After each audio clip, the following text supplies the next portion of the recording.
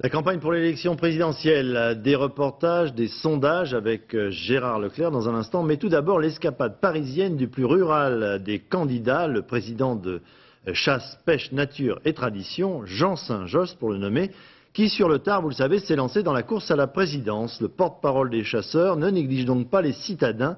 Il était hier toute la journée à Paris. Sophie Jouve, Mathias Barrois. Verte, la seule chose qu'il n'avait pas prévue était la couleur de la voiture. Celle des écologistes, ses pires ennemis. Si tu veux que ça soit cadré, t'enlèves ça, dis-moi. Mais si Jean Saint-Josse est monté à Paris accompagné de madame, c'est pour soigner son image de candidat des villes et de candidat des champs. Je crois qu'on est des gens de terroir et je sais que dans les villes, ce sont tous des gens de terroir. Chacun a ses racines et nous voulons défendre ses racines et je crois que c'est un message qui peut très bien être compris. Quittant les sentiers battus, Saint-Josse a souhaité rencontrer les responsables d'une association de lutte contre le sida. Plus tard dans un bistrot, débat avec l'association Ville en Fête, parce qu'à Paris, on peut vivre aussi une vie de village. On ne peut tendre la main que si les gens parlent entre eux. Dès qu'ils parlent entre eux, déjà on fait sauter les barrières.